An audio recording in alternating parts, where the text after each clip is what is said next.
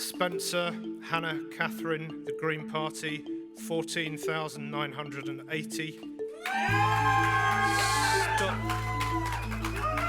How does it feel? First by-election victory for the Green Party. We're not going to be taking any questions. First time with the Green Party. Yeah. Squeeze through here. Let's squeeze it this way. Sorry. You've said you've run a really positive campaign up there. Reform have just claimed. To people here in Gorton and Denton who feel left behind and isolated, I see you and I will fight for you. Because whilst our communities may sometimes be labelled in different ways, the thing everyone seems to have underestimated here, especially over the last few weeks, is how similar we all actually are. How we have common ground, how we get along, how we stand up for each other. The cracks that we're starting to show can be healed, and I believe that it is through offering people hope and a chance to do things differently and do things better.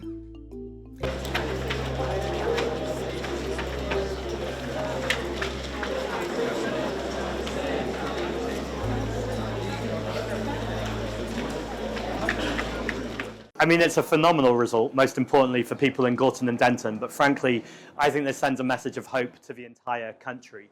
We have proven we can stop both the Reform Party and this failing Labour government. And actually, that's with a plan to lower people's bills, protect the National Health Service and rebuild our public services. Hannah Spencer has been an incredible candidate. She's going to be an amazing MP, and I can't wait to see her get to work. And what do you think it's going to mean for the people of Gorton and Denton to have Hannah, a local person, representing them in Parliament? I think it's going to mean an immense amount to them. And actually, how many plumbers do we have in Parliament for a start? This is someone who knows the value of work, who comes from the local area, who didn't get into politics because she wanted to be something, but because she wanted to do something. And the entire country, and especially Gorton and Denton, are about to see what a Green MP can get done. I have no doubt she will hold the Prime Minister to account on a whole range of issues. She will not stop working tirelessly every single day.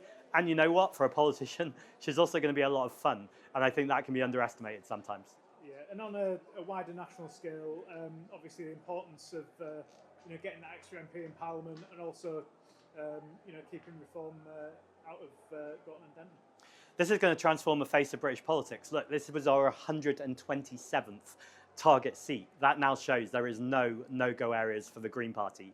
Wherever we campaign and wherever we work hard, we know when we genuinely connect with communities in the same way that Hannah Spencer has done, there is no seat we can't win. So what I'm absolutely on the lookout now for is the future Hannah Spencers, those people who maybe haven't been in politics before, who have got really, really involved, who are feeling hopeful, who know they can do it. I have no doubt that she's going to inspire a new generation of Green MPs. Yeah, and the importance of a foothold in the North here as well. Massive. For far too long, we've underperformed in the North, and there's been no reason for that other than we've not had our first breakthrough. Now people in the North see a Green MP. They'll know that no vote is a wasted vote, and actually if you vote Green, you can get Green.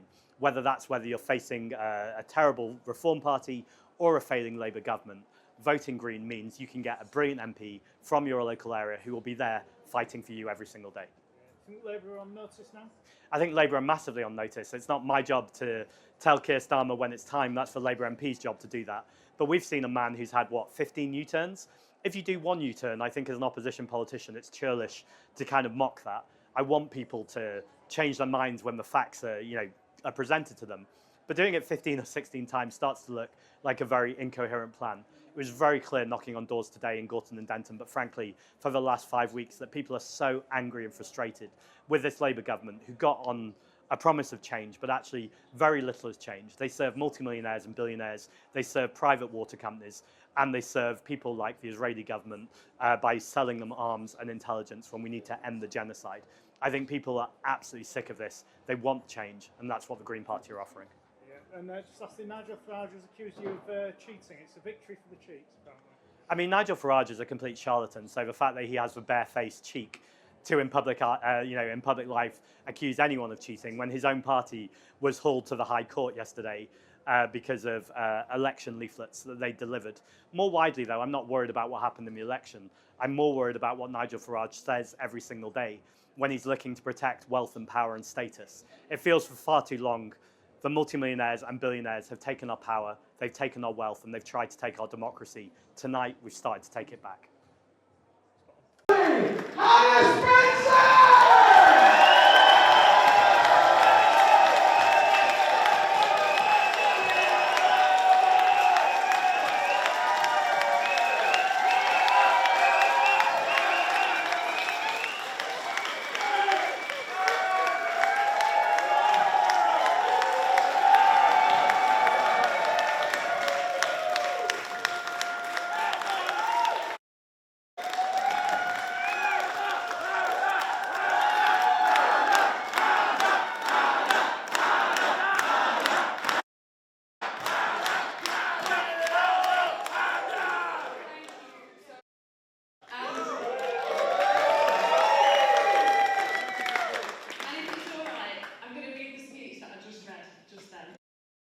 politician.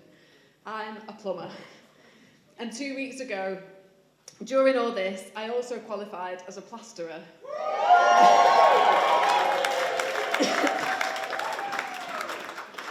Because even in chaos, even under pressure, I get things done. But I am no different. But can't put food on the table, can't get their kids' school uniforms, can't put their heating on, can't live off the pension they worked so hard to save for, can't even begin to dream about ever having a holiday, because life has changed. And instead of think that working hard should get you a nice life.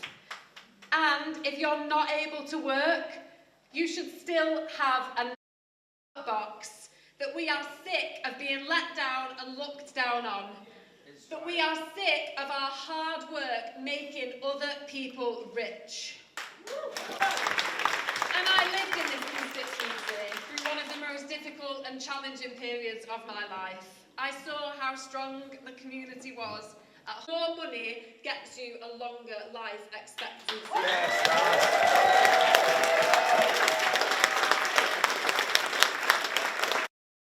Now, one vote on one night is not something that I will ever take for granted or assume that and I will always be honest and I will always be decent. And to our Muslim communities who this week suffered an attempted attack during Ramadan, while I was being welcomed by women who sometimes be labelled in different ways, the things that absolutely everyone else seems to have underestimated here is how similar we all actually are. How we have common ground, how we get along, how we stand up for each other at the table. And to Layla, the little girl who I had the pleasure of meeting and holding this week, I promised you that I would try and improve the world, but it is definitely happening. And I don't need to invite you to be part of it because you're already here. Unstoppable. Because we can spread hope and win everywhere else across the country too. Our strength will grow as more and more people join and as we come together. Because we've shown that we don't have to be in our donors.